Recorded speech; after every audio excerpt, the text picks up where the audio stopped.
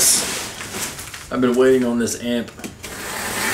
Well, I've been waiting on this amp, but I've been trying to find this amp for years. They actually shipped it pretty quick. It's not that you can't find it out there. It's that when you do, people demand big money for it, which is kind of surprising.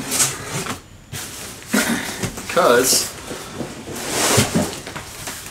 Peavey tube amps don't normally go, but for a couple $100 to $300 normally, but whatever reason, the Bravo 25 watt seems to go between $300 and $500. You add to that shipping, I just haven't been able to get one. But I got this guy for 220 bucks shipped. So, thank you, Music Go Round.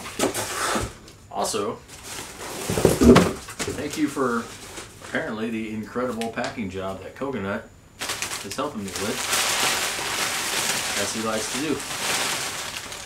Oh, and it came with a foot switch. I already got the foot switch. That is awesome. I didn't know it came with a foot switch.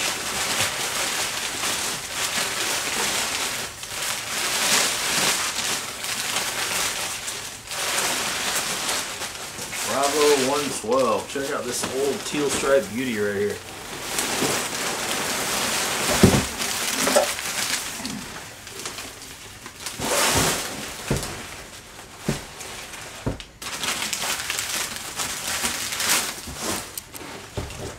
Yeah, buddy.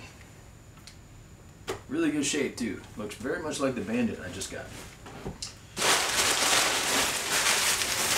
I'm going to pick all this mess up. That opened up pretty quick, didn't it? I'm pretty happy about that. Then we're going to take a look at this guy. Now, if you looked at the back of this amp and you were like, hey Richard, that doesn't look like a tube amp, you're messing with me, you'd be forgiven because there are no visible tubes here.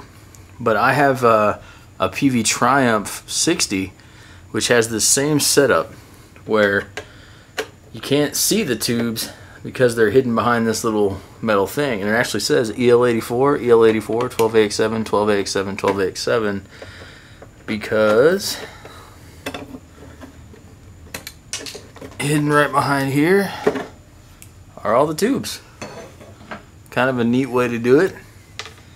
I suspect it makes for more protected, but maybe a little bit toastier tubes, though this is vented down here. So yeah, that's pretty cool. So I know you guys can't see this, but looking at the speaker, I was like, that looks exactly like the speakers I just took out of an old Blue Voodoo 4x12, and sure enough, it has the 67 Eminence speaker code right there. So this is an Eminence. And the other ones are G1s. This looks like a G3, but I can't really tell. But it's an 8 ohm. I can still read that. So it's an 8 ohm speaker. I am toying with the idea, since you can put an 8 ohm minimum in here, this means it can probably also run a 16 ohm, no problem, but I'll research that. But I'm toying with the idea of putting a 16 ohm, 25 watt Celestion Greenback I have in here. Not that these Eminence aren't good speakers, they are. But here's what's pretty cool as well. This reverb tank in the bottom there runs the whole length of the cabinet. So it's a big reverb tank for a small cabinet.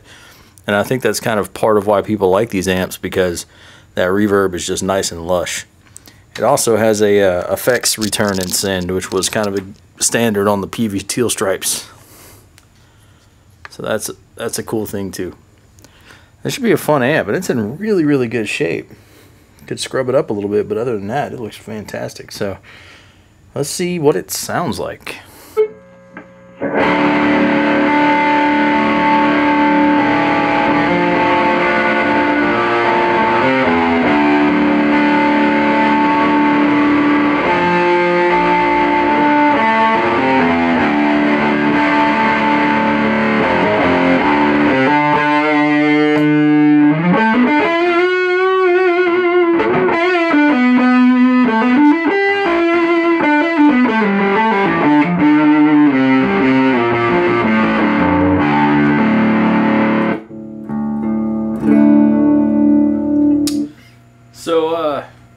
as you can probably tell, it's got a really nice distortion. It's a nice kind of smooth distortion that I really like, which might be the EL84's, but the reverb doesn't work at all.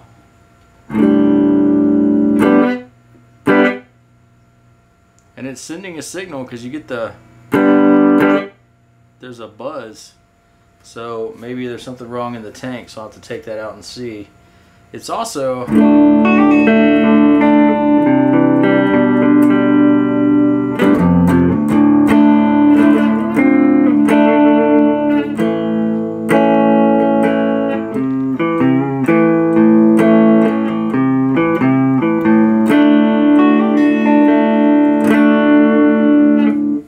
got nice full kind of chimey cleans, but it's got like, I think the volume's a little bit low, so that might be a tube.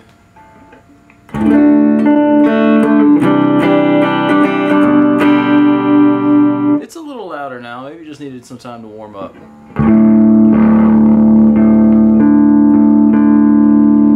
When I push it, that speaker starts to give though.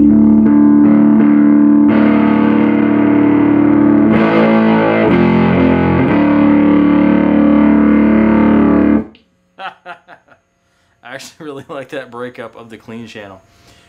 What's interesting about these amps, this one and the Triumph, and it may be because of the way the tubes were in there like I was talking about, is the fan. There's a built-in fan to these amps, and it does add an audible noise.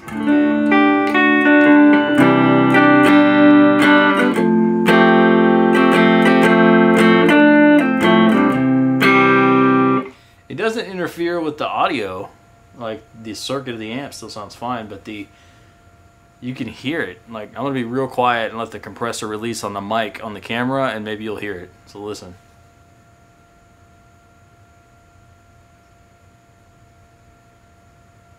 So yeah, it's definitely got a little bit of fan noise. Overall, for the price I paid, I'm not too mad. I can fix that reverb. If I got to buy a new tank, for a tank that large, I might be out $40, which still brings me way less than I would pay for this amp anywhere else. But it could be the reverb driver tube, so that's something to look at too. And the tubes may have been jostled around in shipping. I've actually seen these things listed as solid state amps, and a guy in the Peavey group I'm in bought one for $60 that said solid state. And he knew what it was, so he bought it. And because you can't see the tubes in the back, which is kind of trippy. I'm pretty happy with this amp. I want to show you guys this sweet Daisy Rock guitar too. You know, don't be jealous. Let me know if you want to see a Pawn Shop Corner episode on Daisy Rock guitars, because I actually kind of dig them. But thanks for watching, everybody. Checking out this new amp with me that I got today. I just kind of wanted to do a quick video talking about it. This will definitely be making its way on the channel, and I really like the clean sound and that breakup on the clean channel when you really hit it. So I think I'll probably do a song featuring this amp. Anyway, thanks for watching. I will see you guys soon.